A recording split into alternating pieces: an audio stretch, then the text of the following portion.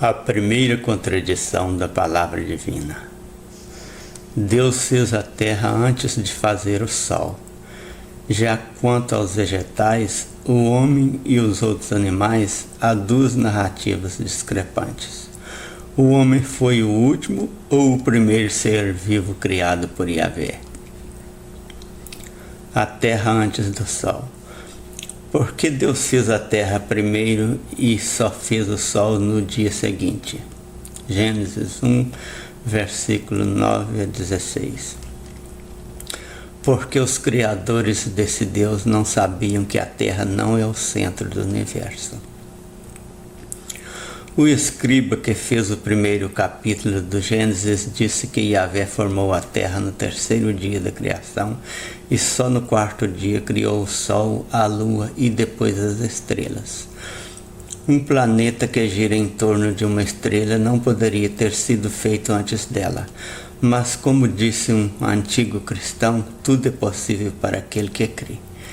Para os hebreus, a terra era o centro do universo.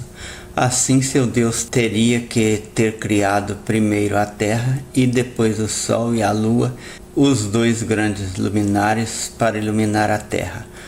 Por incrível que pareça, hoje, quando sabemos que isso é um engano, ainda há bilhões de pessoas que aceitam cegamente esse conto como verdade. Os vegetais, antes ou depois do homem? No conto que abrange o capítulo 1 e os 3 primeiros versículos do capítulo 2 de Gênesis, a terra já teria produzido os vegetais antes da existência do sol e os animais teriam sido criados no quinto e no sexto dia, sendo o homem e a mulher os últimos, esses parecidos com o Criador. O que segue é o mesmo conto da criação exposto por outro escriba, o qual parece não ter aprendido a história dos 7 dias. Esse informou que seu Deus fez a terra e os céus, depois o homem, depois os vegetais, depois os animais. Só depois de tudo isso tomou uma costela do homem e fez a mulher.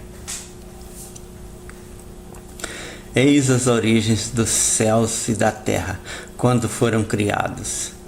No dia em que o Senhor Deus fez a terra e os céus, não havia ainda nenhuma planta no campo, na terra, pois nenhuma erva do campo tinha ainda brotado, porque o Senhor Deus não tinha feito chover sobre a terra, nem havia homem para lavrar a terra.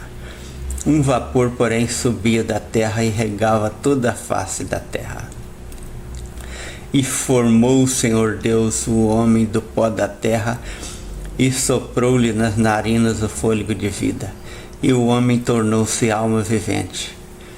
Então plantou o Senhor Deus um jardim da banda do Oriente no Éden, e pôs ali o homem que tinha formado, e o Senhor Deus fez brotar da terra toda a qualidade de árvore, agradável à vista e boa para a comida, bem como a árvore da vida no meio do jardim, e a árvore do conhecimento do bem e do mal.